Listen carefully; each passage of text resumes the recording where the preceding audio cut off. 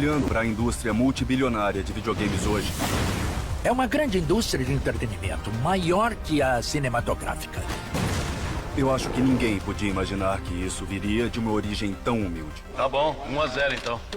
Ralph Baer construiu essa pequena máquina no porão dele, que mudou o mundo. Ralph afirma que ele inventou o Pong, mas não foi. Essa patente é besteira. Era uma festa e tanto. Tinha muita maconha. É assim que lançamos os games, hein? Muitas histórias de sexo na hidromassagem da Atari. Era sexo, drogas e videogames. A Atari deixou de ser só uma empresa hippie para ganhar dinheiro. Nolan Bushnell, você é um visionário reconhecido. Eu era jovem e burro. Nunca tinha administrado uma empresa. Todo mundo teve a mesma reação. Do que o Nolan tá falando? Do que ele tá falando? Tinham muitas personalidades fortes em conflito. Sega era o Davi contra o Golias. Nós encaramos a Nintendo. Eu sempre recebia cartas bem chatas do Howard Lincoln. Foi uma grande luta entre duas empresas. Sempre foi pessoal. Eles eram mandões. Não havia nada melhor que o sobe e desce dos primeiros videogames. O mercado do videogame era novo. Era o Velho Oeste.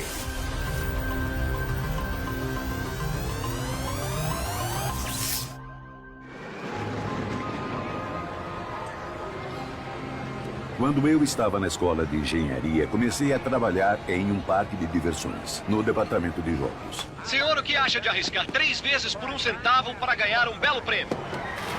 Então eu tenho um pouco de experiência em jogos.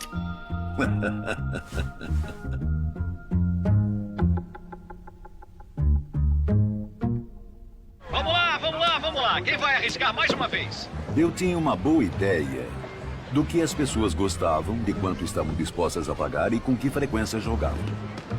O foco mesmo era fazer as pessoas jogar várias vezes, mesmo que perdessem. Perdeu de novo. Que tal arriscar de novo? E quando eu convencia outras pessoas que elas podiam ganhar, eu me convencia.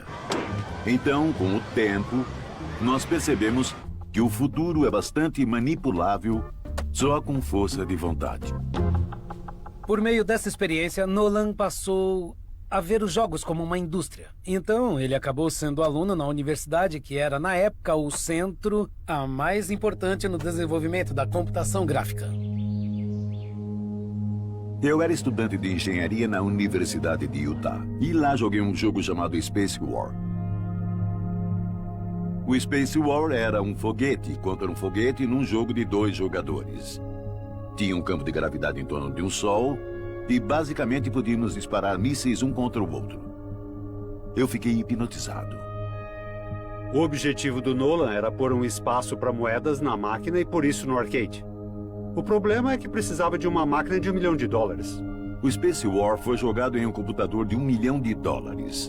E a economia do negócio de máquinas operadas por moedas dizia que o máximo que poderia cobrar era cerca de 25 centavos. Vejo que você leva pelo seu dinheiro. Se você gosta desse tipo de coisa... Ninguém conseguia fazer os números funcionarem. E eu disse, quer saber? Algum dia. Do outro lado da Bahia, com seus diversas pontes, os pináculos de São Francisco captam o sol da tarde. Depois que me formei em engenharia, consegui um emprego na Ampex, no meio do Vale do Silício. Na época, o Vale do Silício era mais conhecido por pomares de ameixeira do que por tecnologia. Quilômetros e quilômetros de pomares perfumados se espalham em uma paisagem de infinita beleza. Não havia empresas de eletrônicos de consumo no Vale, pelo que eu saiba, não mesmo. Eram empresas de semicondutores e empresas militares aeroespaciais. Na Ampex era camisa branca e gravata preta. Muito abafado. Era os anos 70 e todos nós tínhamos nossas roupas hips. Então, eu não estava particularmente animado para trabalhar na Ampex, mas meu colega de escritório, Ted Debrin, devia ser um dos melhores engenheiros da Ampex. E não se esqueça, o Space War mexeu com a minha cabeça. E de uma hora para outra o custo do circuito de média escala passou de $2,80 a peça para 15 centavos. E quando vi essa queda de preço, eu disse, agora é a hora de fazer uma cópia do Space War. E eu fiz o Computer Space. O circuito estava indo bem, mas no que dizia respeito ao arcade, eu pensei, esse é um jogo espacial? Então eu modelei essa coisa espacial e o Ted encontrou um fabricante de barcos de fibra de vidro para fabricar. Era um arcade de fibra de vidro muito futurista que era muito incrível, com cores brilhantes. Parecia uma espécie de foguete deco. Nos campos universitários, o Computer Space funcionou muito bem. Mas, por isso em um bar de trabalhadores, não deu certo. Ele tinha muitos botões, sabe? As pessoas não entendiam como jogar, os nerds entendiam porque eles estão acostumados com computadores. Foi muito decepcionante. Foi quando aprendi que o axioma básico dos bons jogos é fácil de aprender, difícil de dominar. Sabe, nem por um femtosegundo acho que eu voltaria a Apex. Então eu decidi sair e começar uma empresa com o Ted e acabamos chamando de Atari.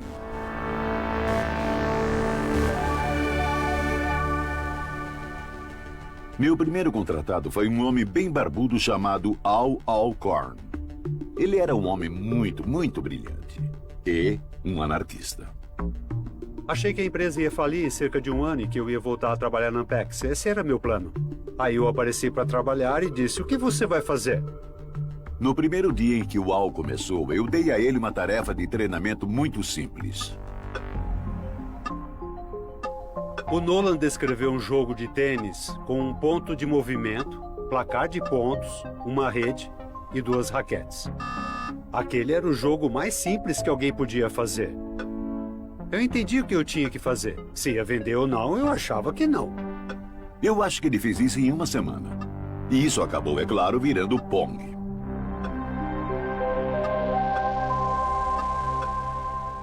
Quando meu pai Ralph viu o Pong pela primeira vez, ele reconheceu que era um produto derivado do que ele já tinha inventado bem antes. Sempre foi bem óbvio que meu pai tinha inventado essa coisa e que era a ideia dele.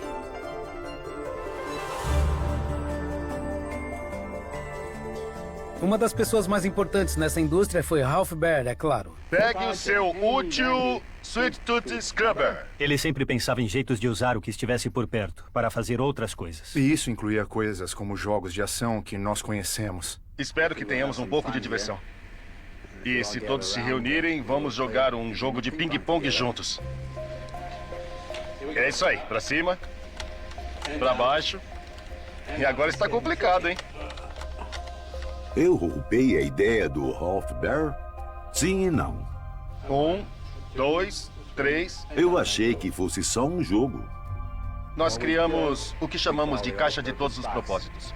Os módulos plugin vão cobrir uma variedade de aplicativos, como jogos de TV. Não há dúvida que Ralph Baer inventou o console doméstico de videogame para televisão. Então, acho que ele é um cara interessante. Ele nasceu em 1922 na Alemanha, durante a ascensão de Hitler. Ele conseguiu sair da Alemanha 6 meses antes da Noite dos Cristais. A maioria da família Baer pereceu nos campos de concentração. Mas Ralph se estabeleceu em Nova York. E ele era um técnico de rádio. Ele levava jeito para ser técnico. No dia 1º de setembro de 66, meu pai estava parado em frente ao prédio da autoridade portuária em Nova York. E já fazia anos que ele tinha a ideia de usar a televisão para mais do que apenas uma máquina passiva. Mas foi nessa hora que ele sentou e escreveu tudo. Foi um momento de descoberta. O Ralph foi pioneiro na maneira de entender o quanto se poderia usar a TV para alguma coisa além da visualização passiva. Com essa caixa, quando chegam os comerciais, a pessoa aperta o botão, um gravador começa, o televisor vai gravando. A visão dele era que a TV podia ter um uso melhor. Na manhã seguinte, não consegue lembrar o canal em que viu uma coisa que você queria sair e comprar. Uma das coisas novas que isso poderia fazer era impulsionar as compras. É só você discar o número certo, eu disco o número da empresa no meu telefone e o seu pedido será realizado e entregue sem nenhum problema. Ele era a Amazon de 1969. A empresa em que ele trabalhava na época, a Sanders Associates, trabalhava para o Exército. Ele conseguiu fazer a Sanders construir um laboratório. Ele disse, eu tenho uma ideia, me deixa brincar.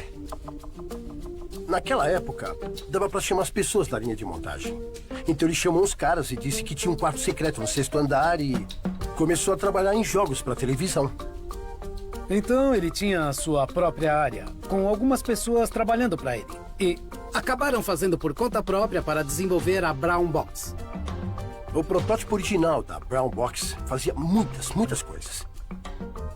Mas o ping-pong, no final, foi a ideia que mais pegou. Meu pai trouxe um protótipo, eu e meu irmão jogamos, fomos as primeiras crianças.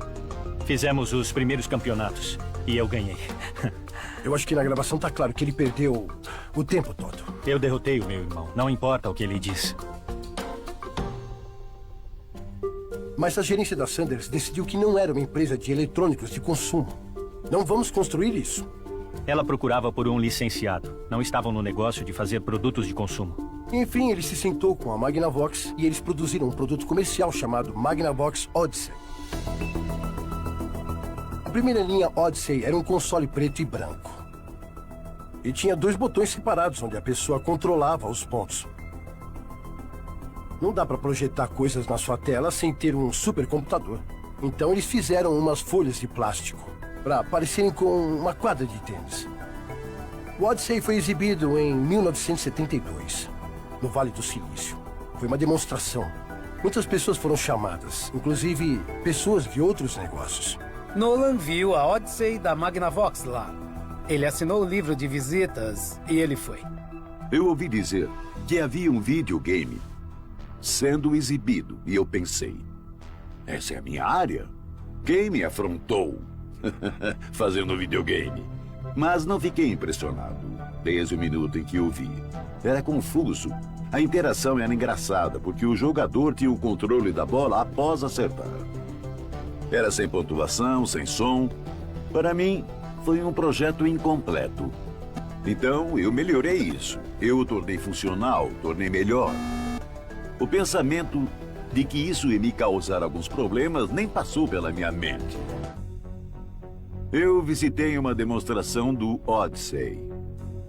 Não fiquei impressionado. Eu disse, vamos fazer esse jogo e melhorar.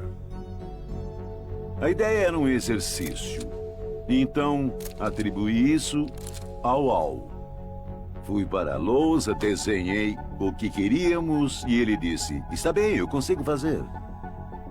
Conseguimos fazer funcionar, mas foi terrível. Com certeza não era divertido, porque era muito rápido e não dava para pegar o jeito, ou era muito lento e ficava chato demais. Al Alcorn olhou como era o jogo Odyssey e achou um jeito de tornar esse jogo mais atraente. A primeira coisa que precisávamos era garantir que o jogo tivesse uma ofensiva. E isso foi criado pelo ângulo em que a bola saía da raquete, dependendo de onde a raquete batia. Foi quando decidimos que íamos aumentar a velocidade da bola após X número de jogadas. Ele disse, tem que ter som. Então eu disse, tudo bem, eu já volto. Fui dar uma olhada e achei alguns sons que já estavam lá no gerador de sincronismo e comecei a usar. Desde então, tem artigos escritos dizendo que o som era brilhante. Acho que isso é hilário. Eu acho que em 3 semanas ficou tão divertido que ficávamos depois do trabalho para jogar a maldita coisa.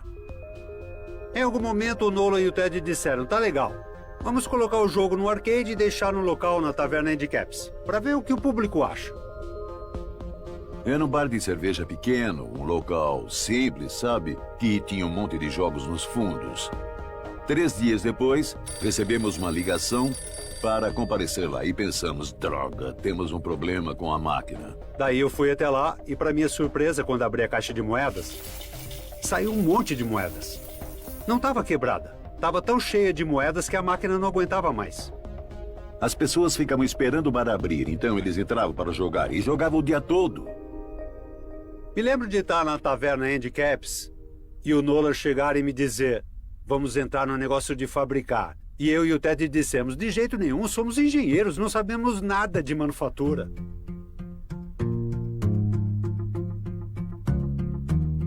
Eu disse, sabe, acho que podemos vender essas coisas. nós tínhamos dinheiro suficiente, $300, para comprar as peças para 12 unidades. E, literalmente, em 3 semanas, nós construímos as 12 e vendemos por $1.000. Eu cheguei no Al e disse, olha, temos que aumentar para 100 por dia. Ele disse, você ficou louco, Nolan? Insano. Sempre que eu vejo uma ideia nova, eu penso na hora em todas as razões para aquilo não dar certo. Eu sou um pessimista. Mas eu sou otimista e acredito que se achamos que podemos fazer isso, é porque podemos. Não tínhamos experiência, não tínhamos funcionários, não tínhamos dinheiro, não tínhamos espaço. Nós alugamos uma pista de patinação antiga. Aquela era a nossa fábrica. Mas como contratar pessoas? A única coisa que ocorreu foi ir a uma agência de empregos para conseguir as pessoas e... o que poderia dar errado? Eu não sabia que todas essas pessoas eram necessitadas. E é claro que não tínhamos previdência. Era uma época louca. Mas, bem aos poucos mesmo, nós começamos a saber o que estávamos fazendo.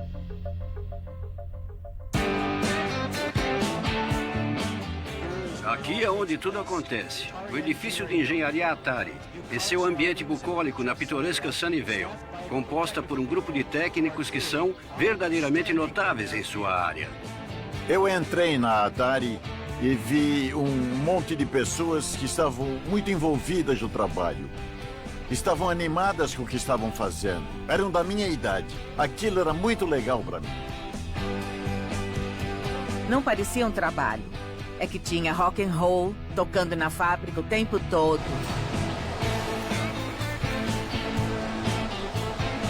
O que era incrível.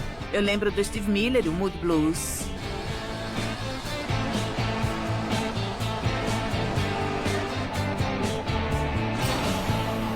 Achávamos que podíamos contratar qualquer um. Não me importava o quanto fossem estranhos. Totalmente em condições de fábrica, com as peças originais da Atari roubadas diretamente da fábrica. Eu escrevi um manifesto que resumia os valores da nossa empresa. Queríamos tratar a todos da maneira mais igual possível.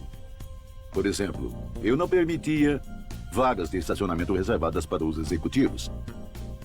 Não nos importávamos como a pessoa se vestia, não nos importávamos quando a pessoa ia trabalhar e nem se a pessoa ia trabalhar. Faça seu trabalho e está tudo bem. Tínhamos essa atitude, as pessoas eram adultas e livres para fazer o que quisessem. Éramos engenheiros jovens, excitados, flertávamos e tinha uma brincadeira engraçada. Eu lembro de uma moça que fazia o top do biquíni de couro. Algumas pessoas usavam. Não se usava a parte de baixo, era desnecessário. Muitas pessoas, depois de uma bebedeira, iam para casa juntas, com certeza. Eram os anos 70 e isso fazia parte da cultura americana nessa época. Acho que é difícil olhar para isso pelo modo de vida atual, porque era muito diferente de hoje. O que queremos agora? O que queremos agora? Nos anos 70 foi quando nasceu o feminismo. E a Atari abriu esse caminho de certa forma. A Atari tinha uma política de trabalho igualitária. Eu nunca pensei que mulheres ou homens fossem tratados diferente. Eu tinha 48 pessoas comigo uma época e ninguém me tratou de forma diferente porque eu era mulher. Houve também toda essa ideia de cultura de hidromassagem. Uma coisa que, pelo modo de vida atual, pode até parecer meio promíscuo. As pessoas ficavam nuas e entravam na hidromassagem no final de uma festa, sabe? Era meio que normal. Eu acho que foi uma mulher que deu a ideia. Eu fiquei encarregada de escolher as cores das salas diferentes e isso incluía os azulejos da hidromassagem, que eram azul e laranja. Elas tinham o logotipo da Atari no encosto. Eu me lembro do dia em que eu e o Nolan decidimos trazer a hidromassagem. Tinha horas que a hidromassagem ficava trancada com gente lá dentro, então dá pra imaginar o que devia estar acontecendo. Eu nunca fiquei naquela banheira de hidromassagem. Fizemos uma reunião do conselho uma vez na hidromassagem, mas nem pensamos nisso. Olha só, eu sei jogar. Agora ele tá comendo cornflakes. 2, 3, 4. A Atari, para mim, é um conjunto de padrões de como ter uma empresa divertida. A cada 2 semanas, Batíamos a meta, tinha cerveja à vontade. Era pizza e cerveja grátis. Naquele momento, a gente era bem conhecido como o lugar mais divertido para se trabalhar no Vale do Silício. Ficávamos sabendo de histórias sobre a Atari e tinha uma espécie de cultura lendária. Todos fumavam maconha na linha de montagem. O Nolan devia ficar chapado uma boa parte do tempo. Tinha um cheiro diferente no ar. É assim que lançamos os games, hein? É engenharia em ação. Tinha muita maconha. Então, não sei se você conhece aquele papel de seda SD Modiano. Qualquer pessoa na empresa podia passar uma mensagem para qualquer lugar do prédio e ouvíamos... SD Modiano para a sala de conferências. E esse era o código de que alguém queria sair e fumar um baseado. Eu me lembro do dia em que disseram não fumem maconha na frente do prédio. Vão para os fundos. E assim fizemos. Era um ótimo lugar para trabalhar. Eu faria tudo outra vez. Com certeza. Mas sem drogas.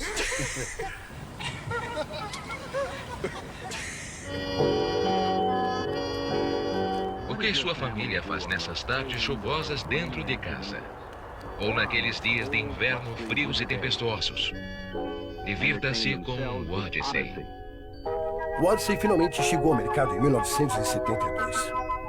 Demorou um pouco. A Magnavox atrasou o lançamento.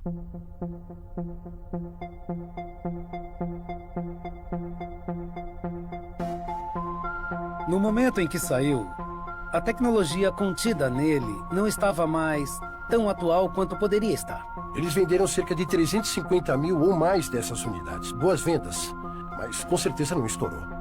O Magnavox Odyssey não foi um fracasso e nem um sucesso. Meio que por causa da Magnavox. Quer economizar $50 e resolver 2 problemas de uma só vez?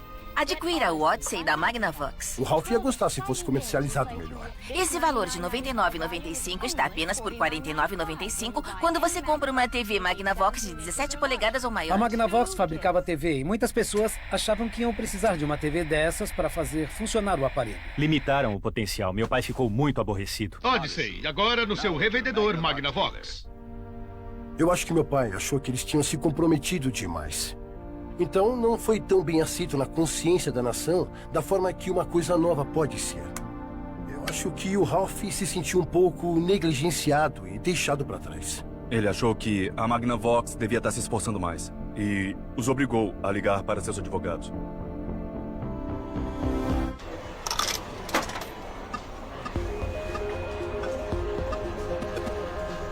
Pong foi um fenômeno. Então as vendas foram fáceis. Os distribuidores diziam, me mande 10, mande 10. E de repente, eu tinha uma carteira de 4.000 unidades. O problema era que qualquer um poderia entrar no negócio. Todo mundo estava copiando nossa máquina. Mas, naquela época, a gente nem pensava em patente. Porque no mercado de videogames, a tecnologia se movimenta tão rápido que sempre tivemos coisas melhores para fazer com o tempo do que disputas de patentes. O compromisso da Atari com a inovação foi tão grande que eles não estavam preocupados com o controle desse setor. Nós tínhamos uma estratégia de apenas fazer melhor, melhor e melhor. E então, de Pong, nós fomos para Pong Doubles e Quadra Pong. E depois, Space Race. E continuamos fazendo. Tinha o Tank, que acabou sendo um grande jogo para nós. Gotcha, Night Driver, Sprint. Um ótimo jogo de dirigir, não tinha nada a ver com a realidade. Tinha um jogo que eu queria fabricar que se chamava Breakout. Era um jogo de raquete e bola, e nenhum dos meus engenheiros queria fazer. Mas um dia um cara entrou no saguão e disse, eu não saio daqui até você me contratar. Ele estava mal vestido, era mal-humorado e ousado. Era o Steve Jobs. Eu pedi para o Steve fazer o Breakout no turno da noite, porque eu sabia que se o Steve estivesse no turno da noite, o Steve Wozniak viria depois do trabalho na Hewlett Packard. E eu sabia que os dois iam conseguir terminar esse jogo em pouco tempo. E terminaram. Nós dois ficamos acordados a noite toda, 4 noites seguidas. Pegamos mononucleose por isso. Estávamos estressados demais, mas encaramos e projetamos isso. Eles receberam um bônus de $5 mil. 20 anos depois, Wozniak estava sentado na minha cozinha e eu disse: Ei, quando você recebeu aquele bônus, o que fez com ele? Com $2.500? Ele balançou a cabeça e disse: O Steve fez isso comigo de novo. O Steve disse a Wozniak que era um bônus de $500. E então ele deu 250 e pegou o resto. O Steve saiu e depois teve a ideia de fazer um computador pessoal. Ele chegou em mim e disse: Você quer um terço da Apple Computer por $50 mil? E eu recusei. Mas me arrependi depois. Só um pouco. Nolan Bushnell, você é um visionário reconhecido nessa parte do mundo. Então você viu que o Pong ia trazer? Sabe, não... Você viu? Tenho certeza se eu achei que ia ser tão grande assim tão rápido. Nós tínhamos falado muito sobre uma versão doméstica de nossas coisas. Muito. Mas a economia de nossa tecnologia não permitia isso. O único jeito de fazer uma versão doméstica do Pong era pondo tudo num pedaço de silício, um chip personalizado. Mas o Al chegou em mim e disse: Acabei de achar uma nova tecnologia. E então, de repente, a oportunidade de colocar o Pong no chip era real. Era um console pequeno, 2 botões. E era lindo. Acho que acabamos fabricando cerca de 180 mil. Vendemos todos.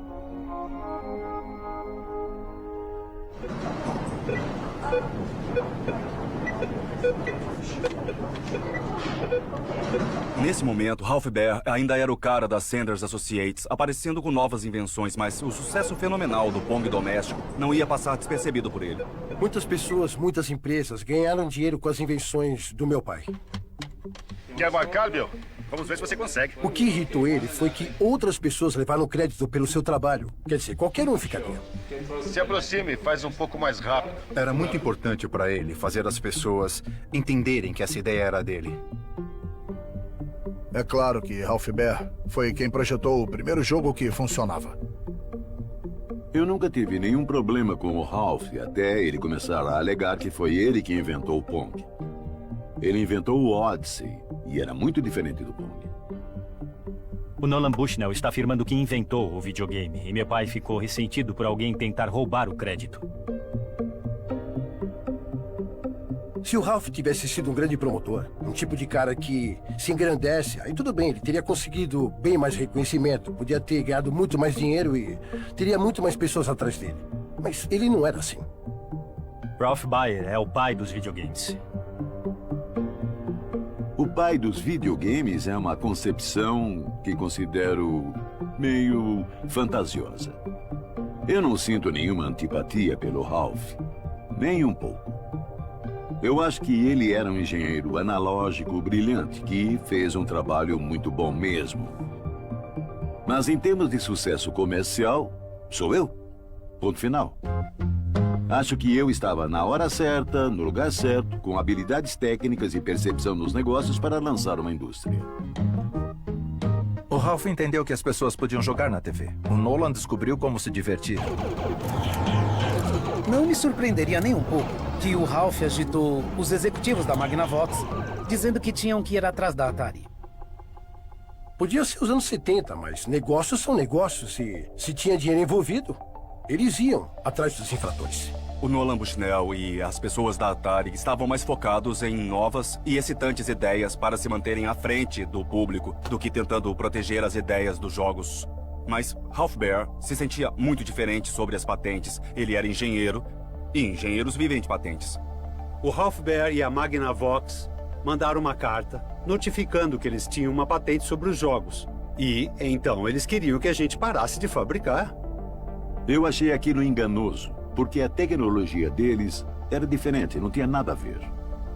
Quando li aquela carta, eu disse, essa patente é bobagem, porque era abrangente demais. E a razão dela poder ser abrangente era porque foi o primeiro que tinha sido lançado, era definitivo. Eles estavam afirmando que um ponto, colidindo com outro ponto em uma tela de vídeo, estava protegido pelas patentes. O Ralph era extremamente bom em fazer anotações. Ele escreveu tudo. O que foi ótimo no final, porque não havia como ele ter conseguido ser bem-sucedido como foi se não tivesse feito isso. Ele conseguia ter uma ideia e escrever tudo na forma descritiva para os advogados transcreverem diretamente nos formulários. Ele foi muito bom nisso.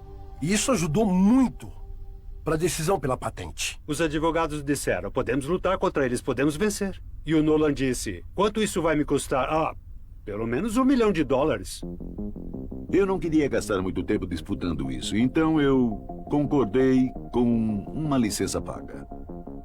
Ironicamente, esse acordo foi uma das chaves para o sucesso da Atari. E olha o truque. Eu decidi que íamos pagar, mas apenas uma quantia mínima de dinheiro. E em nosso acordo, exigi que eles fossem atrás dos nossos concorrentes. Então, a Magnavox processou todos os videogames da época. Isso ia enfraquecer os concorrentes e estava me fortalecendo. Sem dano, sem infração. Então, eu não estava tão preocupado com o processo da Sanders Magnavox, porque eu sabia que tinha outras cartas na manga.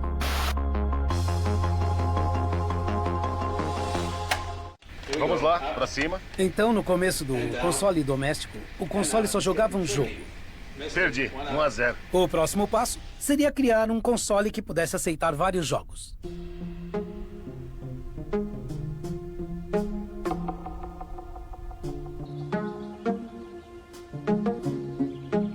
Montamos um grupo de pesquisa em Grass Valley e demos para eles a tarefa de projetar esse sistema. Tudo o que acontecia ali era guardado em segredo. Chamávamos de nosso grupo secreto. Eles trabalhavam em harmonia como um relógio fino suíço. Era uma equipe dos sonhos. Eu fui contratado porque conseguia roteirizar um jogo e projetar chips. E, sem saber qual era a minha missão era ajudar a provar que um projeto programável ia funcionar. O grupo Grass Valley desenvolveu o protótipo para esse videogame doméstico baseado em cartuchos que recebeu o nome de Atari VCS, ou 2600. Foi um ótimo protótipo. O problema era, nós não tínhamos capital o suficiente para lançar isso no mercado da maneira correta. E assim eles procuraram um comprador no ramo de entretenimento. Tenho o privilégio de convidar você para entrar na Atari. Durante os próximos minutos, vou mostrar por que essa é uma empresa tão empolgante e vou contar sobre alguns dos nossos planos para o futuro. Banqueiros e todos começaram a chegar, e então a empresa tentou se arrumar e melhorar um pouco, ser mais corporativa. Puseram um código de vestimenta e nada de barriga de fora. Nós conversamos com a Intel, com a National Semiconductor, os vizinhos do Vale do Silício. Ninguém quis saber. E então, fomos apresentados ao Warner. Um dia eu recebi um telefonema. Estaria interessado numa empresa de entretenimento com tecnologia de rápido crescimento? Isso me soou bem e eu disse sim. E essa foi a minha apresentação à Atari. Eles me mostraram os primeiros protótipos 2600, que era o videogame programável. Foi um momento de encanto para mim. E eu disse, estou vendo o futuro, ele se chama 2600. E eu disse, é um ótimo negócio. Tivemos uma reunião rápida na casa do Nolan na hidromassagem, onde o Nolan me disse que a Warner ofereceu $28 milhões para comprar a empresa. Minha nossa, aquilo foi de enlouquecer. Eu pensei, de repente vou poder criar mais junto com essa empresa. Foi maravilhoso no começo. Gostei disso, hein? Mas foi um casamento bem estranho, porque aquela era uma empresa pública clássica bem conservadora da Costa Leste. E nós não éramos. A cobra come a arma, então ela come, tudo bem. Depois ela desce e engole, e a cobra fica com uma cauda maior. Ela é uma devoradora. Eu lembro de ter escrito um memorando que dizia: o problema é que esses caras estão um pouco fora de controle e se dermos muito dinheiro a eles, não sei como vou controlar. Por quê? Por quê?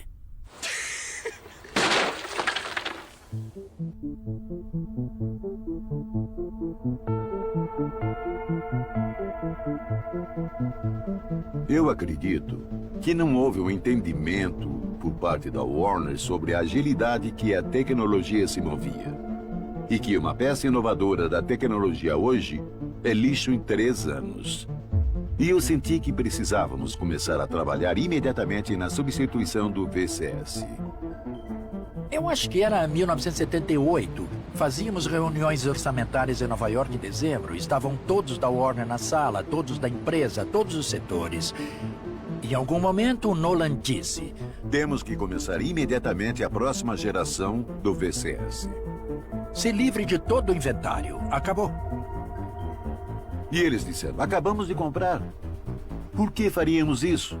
Olha, não era uma nova tecnologia. O VCS tinha só 128 bytes de RAM. Não é nada. Eu queria vender o máximo de VCS o mais rápido possível e começar a nova tecnologia. As pessoas da Atari ficaram me olhando. Achamos que você soubesse como funciona. E todos tiveram a mesma reação. Do que o Nolan está falando? Do que ele está falando? Eu fui chamado para o escritório do Steve Ross, que é o diretor executivo da empresa, na manhã seguinte. E o Steve estava meio em pânico. E me disse: o cara que comprou a empresa disse que acabou tudo, mas aos berros. E eu disse: Steve, você não sabe do que está falando. Na minha opinião, em 26 de dezembro, não vai ter nenhum 2600 em nenhuma prateleira, nenhuma loja nos Estados Unidos. E se for verdade, esse negócio está prestes a decolar. Se não for assim, nós estamos ferrados. E é claro, foi uma loucura para comprar. Era o produto mais desejado. Atenção, compradores. O videogame com cartucho está disponível. Obtenha 9 cartuchos, 187 jogos. Ei, eu quero um Atari. Desculpe, só sobrou o da amostra. É meu! Não, George. É meu. A Atari decolou como um foguete. Foi a empresa que se expandiu mais rápido na história dos Estados Unidos naquele momento. Naquele período de 6 meses após termos comprado a Atari, a divisão de consumo começou a crescer. Há 3 anos, a indústria de videogames era praticamente desconhecida. Agora está produzindo um dos itens de consumo mais quentes da época de Natal. O 2600 foi um dos grandes negócios. Foi um incrível negócio. O Manny conseguiu suprir 2 anos a mais do que eu jamais imaginaria. Mas isso não quer dizer que eu estava errado. Claro que eu estava certo. O Manny estava certo. Ele pensou direito. Eu não errei naquilo. Talvez por 2 anos. Com certeza houve confrontos entre o Nolan e o Manny. Era um lugar que desrespeitava as regras e a empresa estava crescendo. Não dá para administrar uma empresa distribuindo dinheiro a rodo num lugar desordenado. Eu acho honestamente que foi difícil para o Nolan desistir. Bem aos poucos, muito aos poucos, houve uma situação de desilusão. Aquela não era mais minha empresa, eu não era o arquiteto-chefe, o principal fundador disso, o dono da empresa. Eu tenho lembranças vívidas de reuniões gritantes. O Nolan teve um desacordo violento com a direção das coisas. Não é que ele fosse um chato. Ele era, às vezes. Mas o Nolan tem 100 ideias por minuto e acredita que são todas maravilhosas. Mas não são. Às vezes, algumas são muito boas, mas ele ama todas como se fossem filhas. Ele não sabia administrar um empreendimento tão grande como esse se tornou. E ponto. Fim de papo. Que se ferrem. Minha missão era encontrar uma supervisão madura. A Warner teve uma relação com um cara chamado Ray Kassar. E eles disseram que ele podia ser perfeito para essa divisão de consumidores. E o contratamos, porque o Ray tinha o tipo de experiência em termos de negócios que faziam sentido para mim. Nós, do laboratório, podíamos ver que a coisa não estava indo bem. O Nolan foi transferido das operações do dia a dia, promovido, por assim dizer, para presidente do conselho. Não sei como o Ray Kassar foi escolhido para ser o encarregado. Ele não entendia sobre a indústria de videogames, nada. O Ray tinha sido o diretor executivo de uma empresa de tecidos. Parecia que o Ray não entendia nada. Deixa eu explicar os engenheiros da Atari. Um dia eu estava no prédio da engenharia, no banheiro masculino, em pé no mictório, e vi um par de pés descalços ao meu lado. E tinha um cara que estava de sunga. Eu saí e disse: quem é esse? Esse é o fulano de tal, ele não gosta de roupas. Se administra os engenheiros assim. Nolan entendia isso. Até eu entendia isso. Mas isso não deixava o Ray confortável. Eu refleti sobre os erros que cometemos na Atari, porque cometemos uns grandes. Mas o maior erro do Ray, eu acho, foi a completa desconexão. Ninguém gostava dele. Ele não era um deles. Diziam que o Ray Kassar era um idiota. O Ray queria ter uma sala de jantar executiva, vagas de estacionamento para os executivos, o que conflitava com o DNA da empresa. Boa tarde, vindas da Atari? Sabe, tudo estava indo mal para mim. Meu grupo de serviços de marketing é responsável por obter visibilidade máxima para os videogames. Devemos levar em consideração a facilidade de compreender o objetivo do jogo. Foi desagradável. Estavam transformando a Atari parecida com Nova York, como uma empresa corporativa. O que acabamos de mostrar são alguns programas que são preparados na Atari para nosso crescimento futuro. Para manter esse crescimento, continuaremos a expandir nossos programas de publicidade. Havia cada vez mais uma mentalidade de nós contra eles. O Ray pensou que eu era um lunático descontrolado. E eu achei ele um idiota pomposo. Ele estava sozinho destruindo nossa cultura corporativa. O formato que a empresa ganhou não era mais divertido. O Nolan disse, nós queremos sair. E saíram. Naquele momento já tinha passado dos limites e ficamos felizes. Eu disse, me demito, e me disseram, não, você está demitido. É a mesma sensação de um pai sendo expulso de casa. Foi essa a sensação e eu não sabia a razão porque ninguém sabia o motivo. Foi triste ver ele ir porque, em nossa opinião, ele era o pai daquilo também.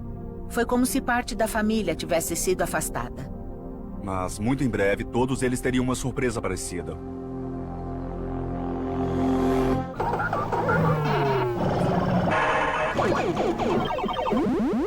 Essa sinfonia de ruídos eletrônicos é a música do dia.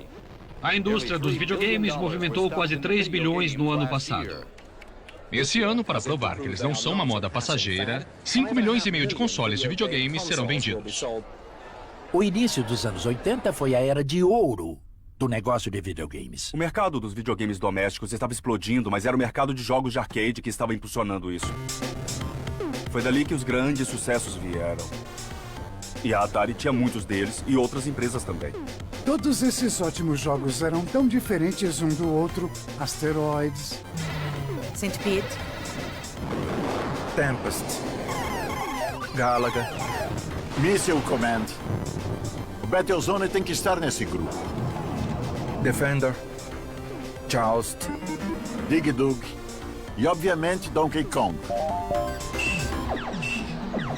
Um dos primeiros jogos que consolidaram os videogames como uma mídia duradoura foi o Space Invaders. O Space Invaders foi um jogo arcade de sucesso que a Atari não criou. O Space Invaders foi um fenômeno nos arcades. Eu passei um dia no prédio da engenharia e os engenheiros estavam jogando uma versão de arcade do Space Invaders. Eu atravessei a rua até o escritório do Ray e disse, Ray, eu quero uma coisa. Pegue esse Space Invaders e crie uma versão doméstica desse jogo e licencie o nome deles. Pague eles. E você não pode licenciar o nome e roube a ideia. Entendeu? Eu quero esse jogo. Quando começamos a vender o cartucho, ele levou o Atari 2600 para outro universo. O apelo hipnótico de destruir eletronicamente invasores inimigos levou a uma das maiores e mais rápidas explosões da indústria de brinquedos. O Space Invaders foi bem sucedido porque o videogame foi capaz de reproduzir esse jogo como ele existia no mundo dos arcades. A tecnologia do arcade era mais robusta e não dava para colocar na sala de TV. Pac-Man era um grande sucesso no arcade e podia ser jogado no Atari 2600, mas não parecia exatamente o mesmo jogo. Ele não tinha o que o jogo oferecia em um arcade. O Pac-Man tinha um monte de fantasmas perseguindo seu boneco e dava para ir a qualquer lugar e comer os minúsculos pontos que o jogo doméstico não conseguia desenhar. E ganhou a reputação do que as pessoas chamam de Pisca-Man. O Atari 2600 tinha muitas limitações nele. Era um sistema muito primitivo para a época. O Atari 2600 estava vivo ainda 10 anos após seu lançamento. Então a tecnologia era bem antiga e o resto do mundo estava melhorando, criando um hardware melhor e mais rápido. A Atari ainda estava usando tecnologia antiga, quando eles poderiam estar inovando com o novo hardware. Praticamente em todos os jogos que fizemos no Atari 2600, tivemos que criar alguma técnica de programação que fazia alguma coisa que não estava programada. Esperávamos que o 2600 vendesse bem por 3 anos. Vendeu por 12. Porque os programadores se mostraram muito mais espertos do que esperávamos que fossem.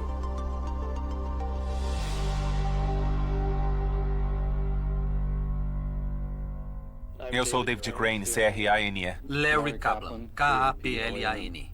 Al Miller. M-I-L-L-R. Bob Whitehead. Eu fiz parte de um grupo de 4 caras que disseram, espera um pouco, dos 20 jogos mais vendidos, 2/3 deles foram criados por nós 4.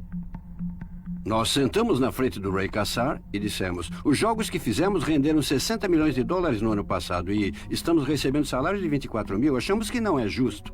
Nós queríamos ter uma fatia, alguma coisa, um royalty, um bônus. E o Ray olhou para nós, à mesa dele, e disse, esses produtos são da Atari. O cara na linha de montagem é tão importante quanto o diretor, porque se ele não montar o jogo, a empresa não consegue vender. Na Atari, nós não gostamos muito de falar sobre quem criou o quê. É porque nós queremos tornar o jogo superstar ao invés do programador. E por que vocês não deviam ganhar o crédito se criaram o jogo? Olha, porque é um produto corporativo, tá bem? São jogos da Atari. Torna mais uma imagem corporativa se a pessoa está comprando produtos Atari. Naquele momento, sabíamos que estava acabado na Atari. Vocês 4 estavam na Atari quando decidiram sair? Trabalhamos juntos na criação de jogos e decidimos que queríamos sair e tentar alguma coisa por conta própria. Decidimos que iríamos produzir, fabricar e publicar nossos próprios jogos. E foi assim que acabamos fundando a Activision. Mas a Atari tinha um monopólio. Os únicos cartuchos que funcionariam no console da Atari eram os cartuchos da Atari. A Atari manteve sua primeira máquina como segredo. Eles não contavam a ninguém como funcionava. E não recebiam bem desenvolvedores terceirizados para fazer alguma coisa funcionar na plataforma. Então, antes de poder fazer o jogo, tivemos que fazer a engenharia reversa do 2600. Isso é uma coisa que eu fiz, num quarto do meu apartamento.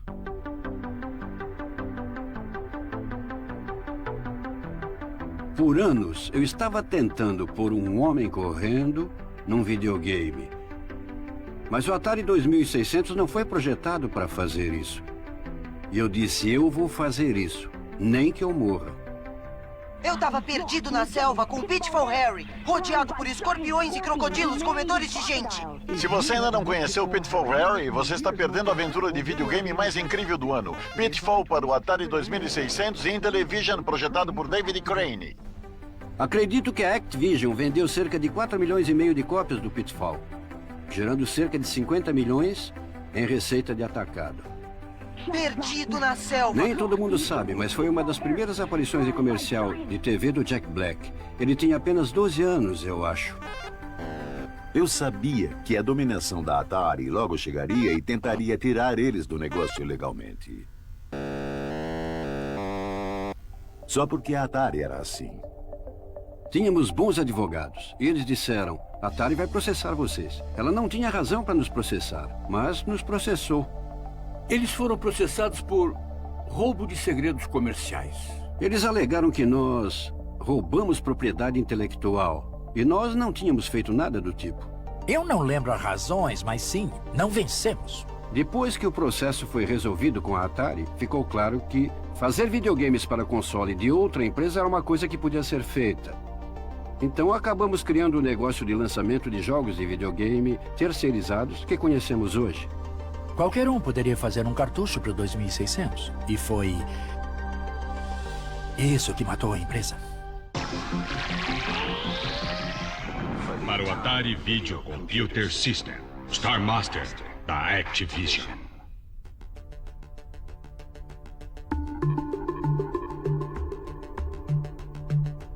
Após o processo da Activision, dezenas de empresas entraram no negócio. Da noite para o dia, havia 30 empresas fazendo videogames para o sistema Atari 2600. Eram todas jovens startups pegando programadores de esquina. As pessoas que lançavam esses jogos conseguiam ter um grande lucro vendendo lixo. Jogos como Lost Luggage, até mesmo o Quaker Odds, começaram a ser jogos do Atari 2600. Teve o lendário Cursed Revenge, que era essencialmente estuprar mulheres indígenas. Basicamente era isso. Espera, nosso videogame é para crianças, o 2600, e não tínhamos controle. Esquece a qualidade, o conteúdo estava fora de controle. A Atari tinha jogos péssimos como o ET.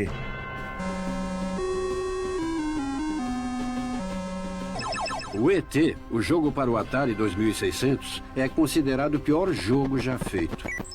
Steven Spielberg, que dirigiu o filme, insistiu que o jogo fosse programado para seguir a trama do filme. Steve Ross era o presidente e diretor executivo da Warner Communications e estava agradando o Spielberg. Ele gostava do Spielberg e eles se gostavam. Não me lembro do valor, mas eu garanto que custou mais de 20 milhões de dólares esse cartucho. Estávamos loucos. Mas tinha que sair no Natal e, quando o acordo foi assinado, faltavam 6 semanas para criar o jogo.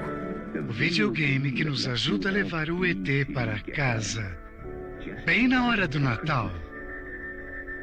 Feliz Natal, da Atari. Estava fadado a dar errado no momento que foram avisados. Vocês têm só esse prazo para um cartucho, então façam o melhor que puderem.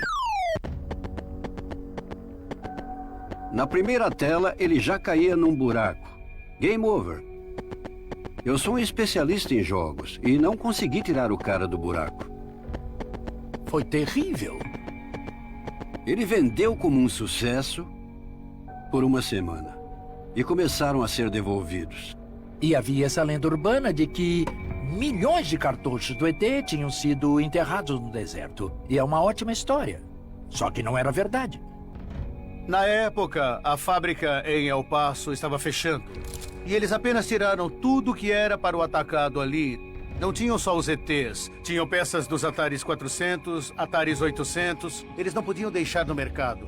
Então só deixaram em um aterro. Fora isso, o ET foi uma decisão comercial muito pobre e custou milhões e milhões de dólares. Problemas na terra dos brinquedos, pelo menos na divisão de videogames. A Warner Communications, a empresa proprietária da Atari, vem enfrentando grandes problemas desde o Natal. Em 7 de dezembro, eu lembro que recebi uma ligação. O diretor financeiro disse: estamos estimando uma queda de 30%. E foi assim que aquela coisa toda começou então a dar errado. O problema é uma superabundância de concorrência. A Atari já foi uma das 3 empresas neste negócio. Esse ano temos cerca de 25 empresas vendendo cartuchos. A possibilidade de outras empresas fazerem jogos matou a Atari. Se tivéssemos evitado os jogos das outras empresas, estaríamos bem. Muitas pessoas acham os jogos ruins, isso e aquilo. Não foi nada disso. Eles tentaram colocar 15 milhões de unidades no mercado que já estava saturado. E foi isso que causou o colapso. A Warner caiu 1,25 hoje e 16,75 ontem. A Atari Incorporated está demitindo 1.700 funcionários na Califórnia. A Atari demitiu um grande número de pessoas e vendeu a divisão de produtos de consumo. Foi vendida, foi dividida em 2. A Atari acabou. A euforia pelo videogame acabou. Eu achava que a Atari era minha filhinha, era minha herdeira. Foi muito triste ver ela morrer. Era o melhor lugar que alguém podia querer trabalhar. Eu me vi andando pelos corredores desse prédio vazio e, puff, todo mundo foi embora. Li coisas recentemente quando Nolan diz: a pior coisa foi vender para Warner Communication. Que coisa estúpida. Eu me lembro em 83 o Manny dizendo: olha, o negócio dos videogames acabou. Acho que é a única vez na história dos negócios que o líder do mercado abandona os negócios. E eu sempre fico bravo comigo por não sair arrecadando dinheiro e recuperar o negócio. O Nolan previu exatamente o que aconteceu. Então foi triste. Eu só meio que balancei a cabeça, estalei a língua e disse: que pena. As pessoas achavam que o fim da Atari significava o fim da indústria dos videogames. Mas, como se viu, elas estavam erradas. Por mais surpreendente que pareça, a indústria de videogames está com problemas. Em 1983, houve um grande declínio no mercado, desencadeado pela falência da Atari. A Warner, que perdeu $500 milhão no ano passado na divisão da Atari, está vendendo a Atari e saindo dos videogames e computadores. Depois que a Atari caiu, a indústria de videogames estava morta. Com a Warner saindo, a indústria acaba? Acho que é verdade. Tudo estava sem esperança. Será que os viciados em videogames estão perdendo seu vício? Ou o conceito de videogames doméstico é uma moda passageira? A mídia concluiu que os videogames domésticos eram uma moda passageira. A indústria de videogames está se tornando muito parecida com o bambolês. As pessoas pararam de comprar e acabou. Os produtos da Electronic Arts estão sendo lançados em 83. E nossos vendedores diziam: para quem estamos vendendo isso?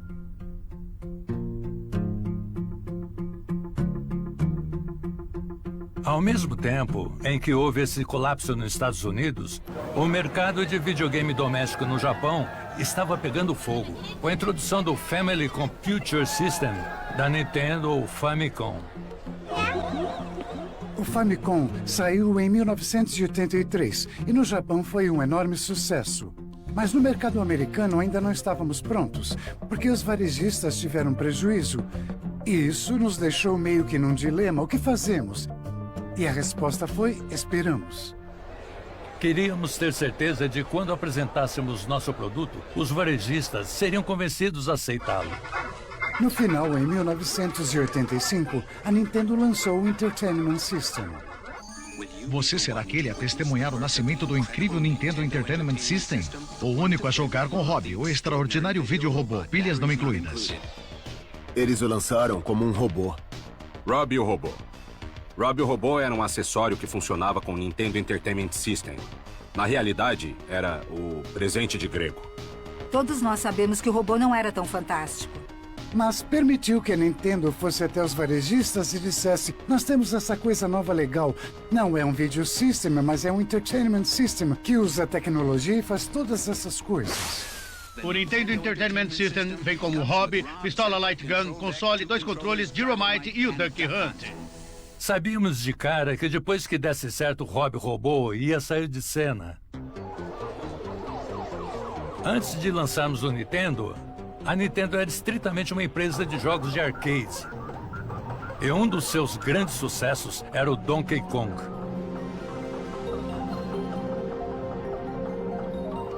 A Nintendo se concentrou em fazer jogos que eram profundos e interessantes e atraentes, porque eles tinham esse prodígio lá. O Donkey Kong foi criado por um funcionário muito jovem, Shigeru Miyamoto.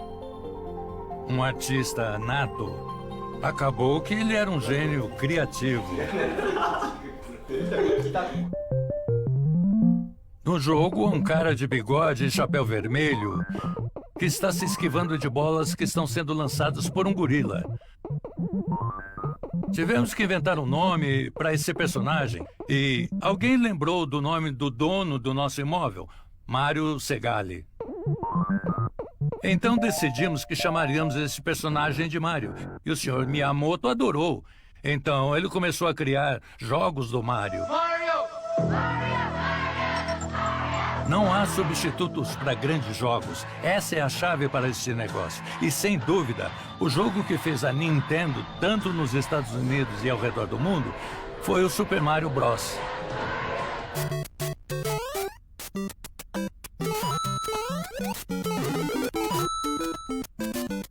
Muitas pessoas consideram o Sr. Miyamoto como o verdadeiro Steven Spielberg dos videogames. É um pouco alucinógeno. Acho que se pensarmos no Mario Bros, o fato dele colocar isso na tela, acho que é uma prova do nível de conforto criativo dele, que ele estava disposto a expressar, com coisas tão aleatórias e estranhas. E ele destilou em só um pequeno cenário dentro do jogo que o tornou tão cativante.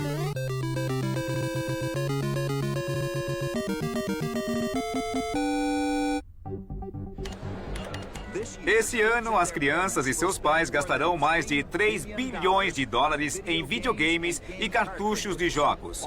Quase 90% desse valor vai para a Nintendo. Rapidamente, nós percebemos que os videogames não estavam mortos e as crianças ainda estavam amando jogar. As vendas decolaram.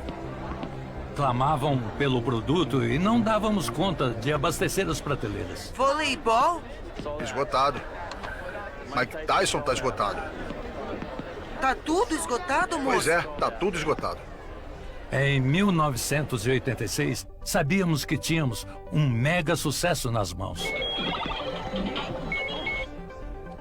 Mas, na época em que nós estávamos em pleno lançamento do Nintendo, havia outra empresa japonesa que estava fazendo videogames.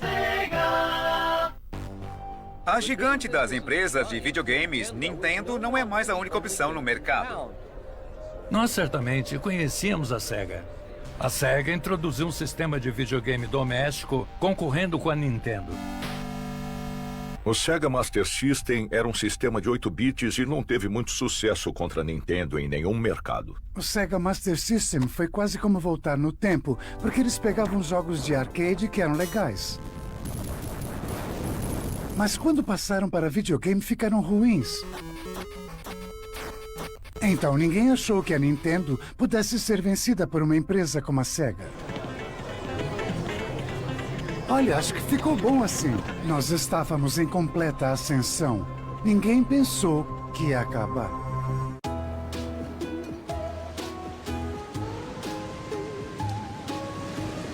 Eu estava no Havaí. Eu tinha sido recentemente diretor executivo da Universal Matchbox. Tínhamos vendido a empresa para a Taiko. E eu estava desempregado numa praia no Havaí com minha família. De repente, o Hayo Nakayama, diretor executivo da Sega do Japão, aparece de terno e gravata e começa a falar comigo sobre a Sega. Eu queria saber como ele me achou. E, em segundo lugar, o que você está fazendo aqui? Ele queria que eu fosse para o Japão com ele e olhasse o que a tecnologia de 16 bits poderia fazer para a indústria de videogames. Todos os sistemas até então eram de 8 bits. A última coisa que achei que ia fazer era entrar no mercado de videogames. Mas, quando vi os 16 bits, eu fiquei impressionado. Eles eram tão diferentes, tão dramaticamente melhores, que eu entrei para a empresa. Tom Kalinske era um executivo famoso da indústria de brinquedos. E a gente não acreditava que ele se juntaria a uma pequena empresa como a nossa. Eu achei que havia uma chance de pelo menos conquistar alguma fatia de mercado da Nintendo. Quando a Sega decidiu lançar o Sega Genesis de 16 bits, o Nintendo era muito forte. E Tom Kalinske costumava chamar isso de Davi contra Golias. Qual é o sistema de videogame de 16 bits mais legal, com verdadeiros jogos de arcade, ótimos gráficos, desafio verdadeiro, som estéreo e os melhores títulos também? Genesis da Sega. Genesis, a nova geração em videogames.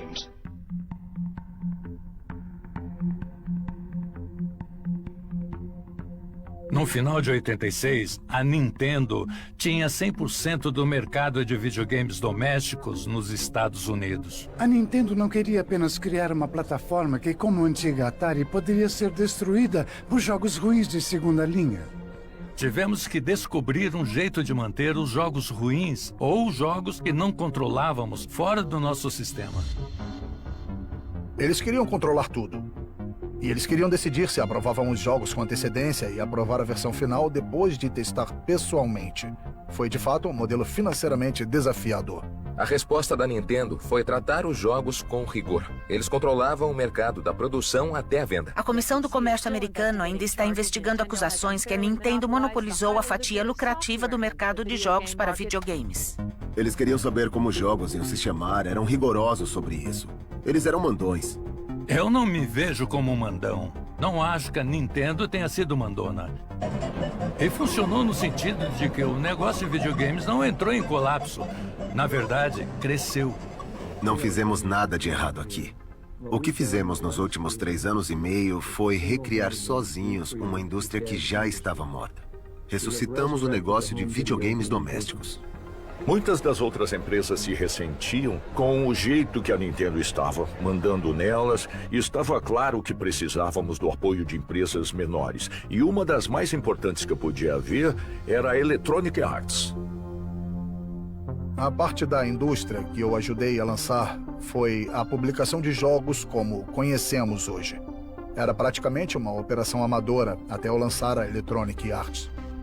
Eu comecei a levar a SEGA a sério quando ouvi boatos que eles tinham uma máquina 16 bits. Nós pensamos, uau, nós podemos fazer ótimos jogos para ela. E então eu pensei, por que não descobrimos sozinhos como fazer jogos para essa máquina? Para não termos que ficar presos a um contrato de licença extremamente injusto. Eu ouvi da minha equipe que a Electronic Arts havia revertido a engenharia do sistema Genesis e que estavam planejando lançar jogos no Sega Genesis System sem pagar royalties para nós. E achei isso errado. Então eu fui para a Electronic Arts e tive uma reunião nada amigável com o Trip Hawkins. O Tom foi muito útil porque ele é um bom homem de negócios americano, razoável e articulado. Ele pode não se lembrar disso, mas perguntei para ele, eu disse, Trip, sua mãe já te ensinou a diferença entre o certo e o errado? E ele ficou muito chateado com isso. A SEGA disse para ele, trabalhe conosco em conjunto para vencer a Nintendo. E o Trip gostou da ideia. E nós elaboramos um contrato de licença que acabou sendo bom para todos.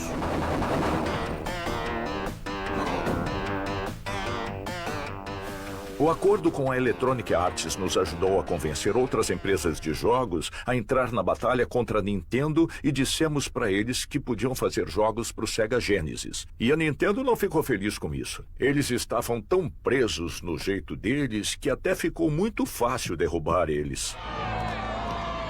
Mas precisávamos de um personagem que pudesse competir efetivamente com o Mario.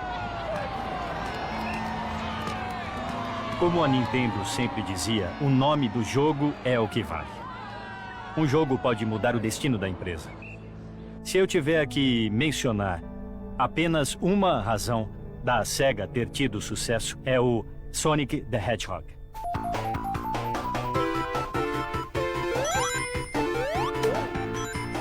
Quando finalmente tive a chance de ver o jogo, fiquei impressionado. Mostrava os gráficos do sistema Genesis, mostrava a velocidade. Eu não tinha certeza se poderia ser tão bem sucedido quanto o Mario, mas com certeza a gente ia tentar. Eu sabia que em vez de ir diretamente contra a Nintendo, nós tínhamos que fazer alguma coisa diferente. Então minha filosofia básica foi, tudo bem, vamos esquecer o menino de 9 a 12 anos e vamos atrás de um grupo de pessoas mais velhas. O mercado dos jogos de 16 bits acreditamos que é um mercado muito mais sofisticado e estamos focando no adolescente e adulto. O Nintendo era o videogame que os pais davam para os filhos. O nosso videogame era um presente de um tio desajustado. E depois, em termos de marketing, provocamos a Nintendo, tiramos sarro dela. Faz. O que Nintendo não faz. A SEGA faz o que a Nintendo não faz. Ou alguma coisa assim. Achei engraçado. Também inventamos o famoso grito da SEGA. SEGA! SEGA! SEGA! SEGA! Eu comecei a levar meus filhos para a escola de manhã e quando o nosso carro chegava, as meninas gritavam SEGA, SEGA pra mim. E aí eu pensava, nossa, até as meninas estão gritando SEGA, é ótimo.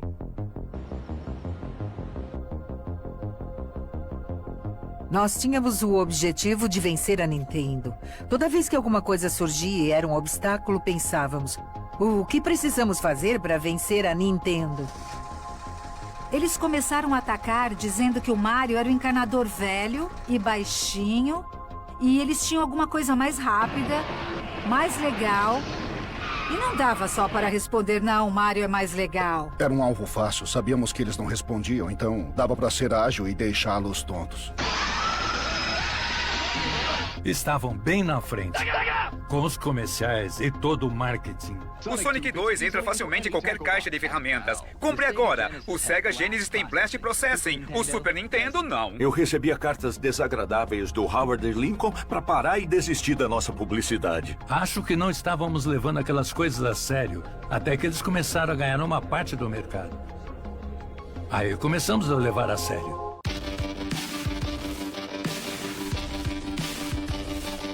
O ambiente de trabalho na SEGA era muito divertido. Éramos uma daquelas empresas que tinha uma mesa de ping-pong, brincávamos com armas Nerf um contra o outro. Nesse sentido, éramos um retorno aos dias da Atari. Nós tínhamos uma grande variedade de personalidades. A Nintendo, por outro lado, era velha e chata. Éramos conservadores. A Nintendo era administrada como um exército. Atenção, vocês têm que fazer o exame oral e têm que fazer o teste oral. E a SEGA parecia mais um parque de diversões. Eu acho que não tem um jeito mais claro de mostrar a diferença entre a atitude da Nintendo e a atitude da SEGA do que Mortal Kombat.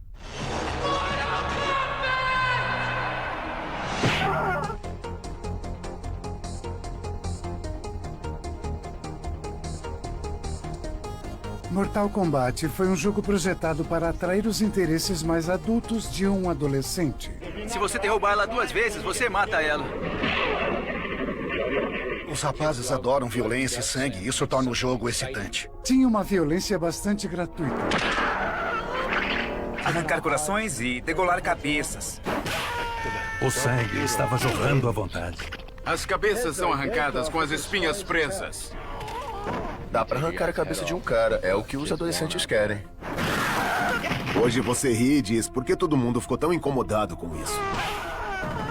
O problema é que foi o primeiro jogo que continha sangue. A empresa Acclaim decidiu publicar tanto para o Sega Genesis quanto para o Super Nintendo.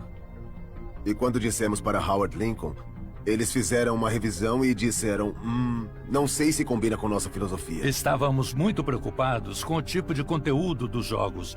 Tínhamos nossas próprias diretrizes internas para o que era aceitável e concluímos que não poderíamos permitir sangue na versão da Nintendo. Howard disse, vocês têm que deixar o sangue verde. Então dissemos, claro, vamos fazer o sangue verde. É isso que você quer, Howard? Vamos fazer o sangue verde. Todos sabiam que era bobagem. Eu achei que a Nintendo só estava querendo censurar mesmo. Na SEGA a gente podia dizer, ei, a gente deixa as pessoas verem o sangue vermelho. E eles não. O Super Nintendo tem uma versão mais tenra do Mortal Kombat.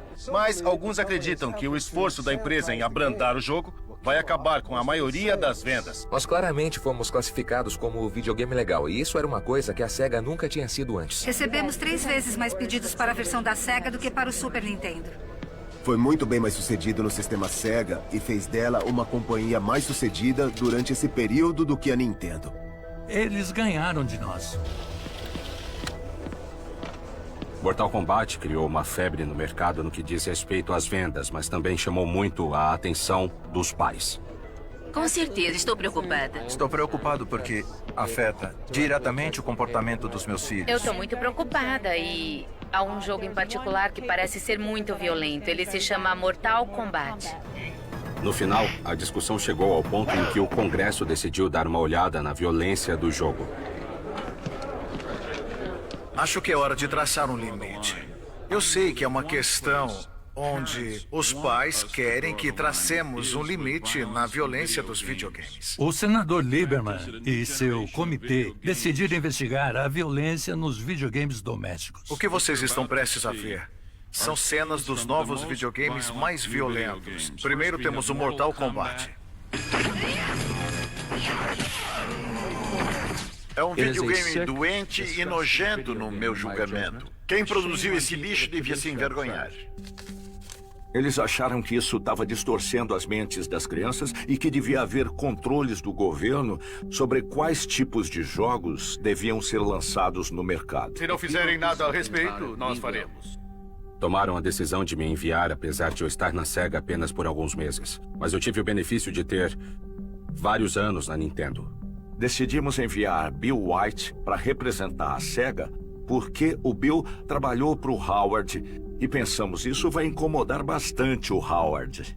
Eu não posso estar aqui e fingir para vocês que, de alguma forma, o negócio de videogames foi transferido hoje das crianças para os adultos. Não foi, e o Sr. White, que é ex-funcionário da Nintendo, conhece o público-alvo tão bem quanto eu.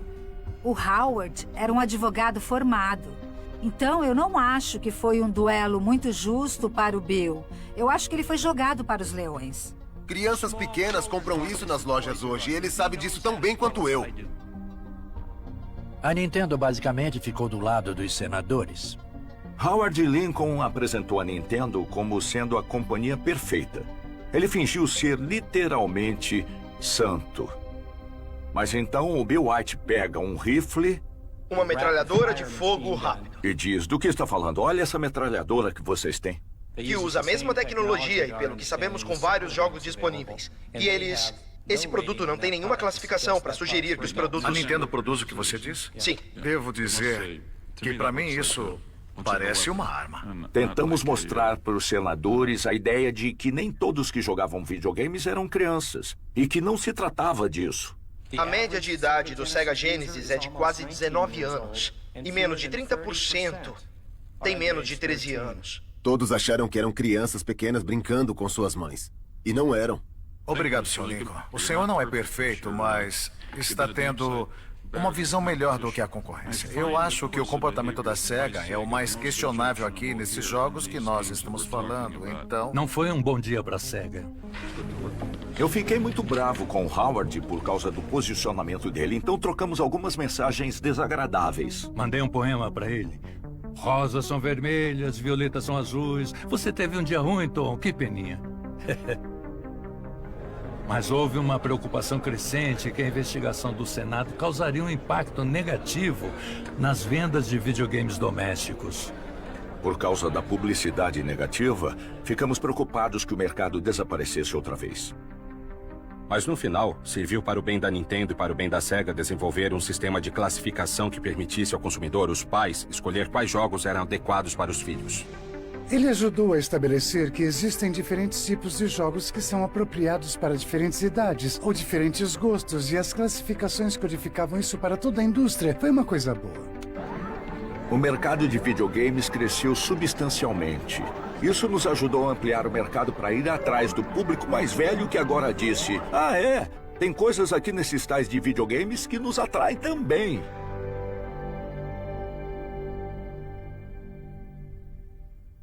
Não vai demorar muito para que os jovens atores, que costumavam sonhar em ir para Hollywood, sonhem em ir para o Vale do Silício. O futuro com a tecnologia de CD-ROM significa a qualidade de produção que você está acostumado a ver em filmes. No início dos anos 90, ficou muito claro que o CD-ROM ia ser a direção dos jogos no futuro. Porque era possível fazer um videogame parecer um programa de televisão com imagens de filme e vídeo em movimento. Os cartuchos custavam $45, mas no CD-ROM dava para colocar todos esses dados por $1,80 na época. Soubemos que a Nintendo ia trabalhar com a Sony no desenvolvimento do próximo sistema de videogame usando a tecnologia de disco óptico da Sony. Quando a gente soube que a Sony estava em parceria com a Nintendo, pareceu o fim de tudo. Como a SEGA ia poder competir com esses dois gigantes juntos? Eu estava na feira de eletrônicos de consumo em Las Vegas, quando todo mundo esperava ouvir o anúncio da união da Sony e da Nintendo. Acho que havia uma expectativa de que faríamos alguma coisa com a Sony. Mas a Nintendo tomou uma decisão comercial. Eu me lembro de anunciar essa decisão e sabia que era um choque.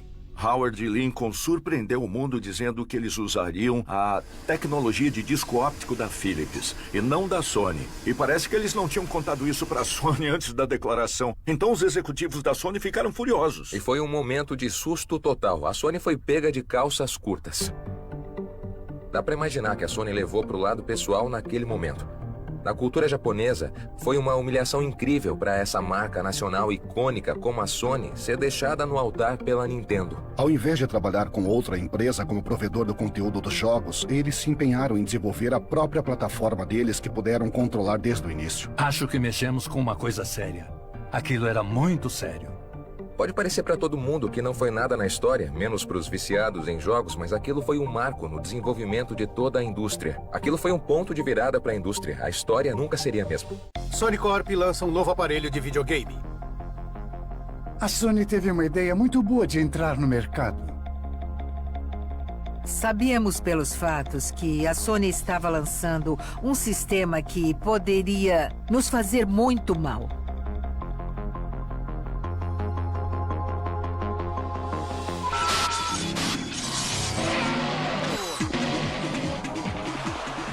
Os cabos estão prontos.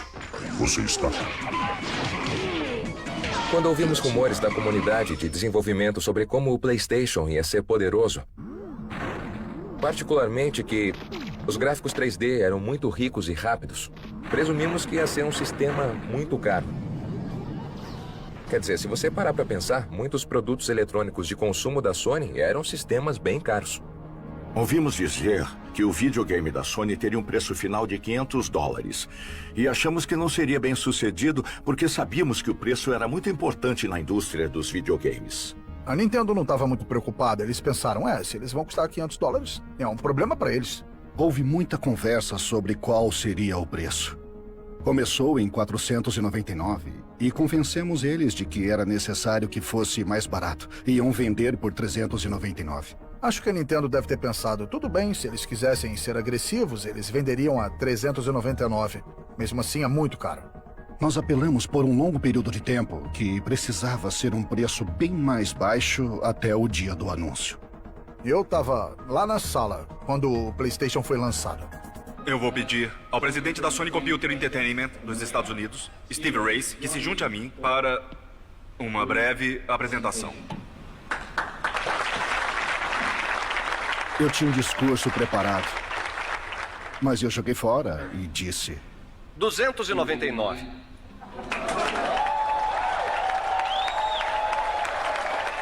Ele disse 299. Aí houve um suspiro. E esse foi o discurso mais curto na história dos negócios ocidentais, eu acho. Que merda. Que merda. Queríamos que eles dissessem merda e que soubessem que estavam em apuros e que queríamos jogar. A gente nunca achou que esse poderia ser o preço. Houve pânico no escritório. Sabíamos que íamos entrar numa guerra. Eles mudaram toda a natureza do negócio.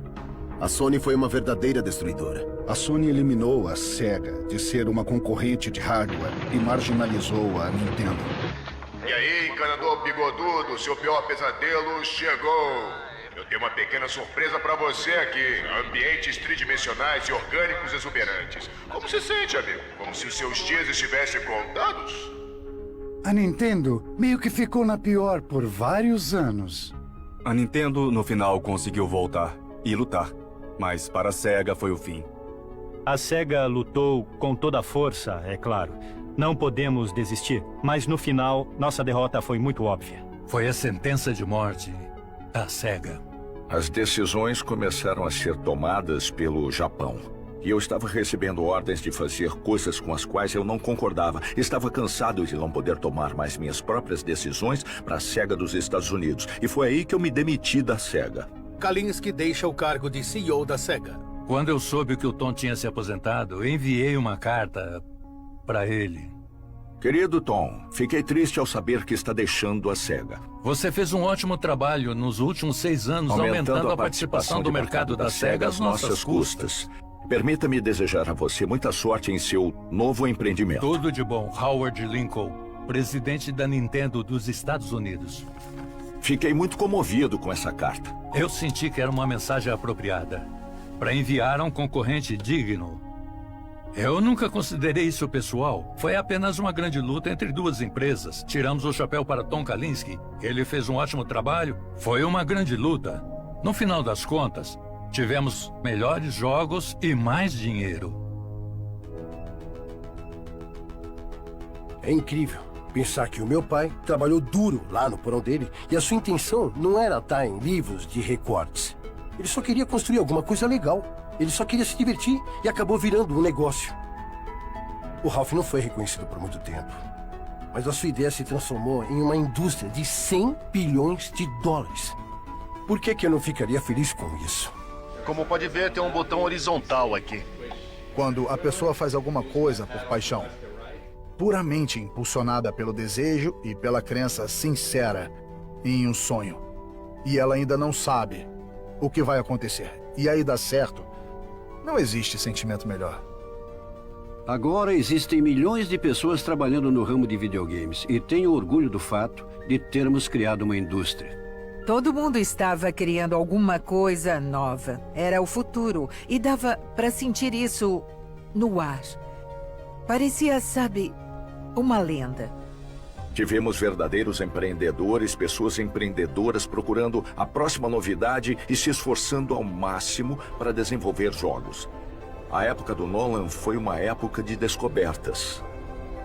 O Nolan gosta de dizer que não passa a vida olhando para o passado. Pensar em como estou triste com o fato da Atari ter sido ferrada por idiotas não é tão importante quanto um novo produto inovador. As ideias são, na verdade, a parte fácil.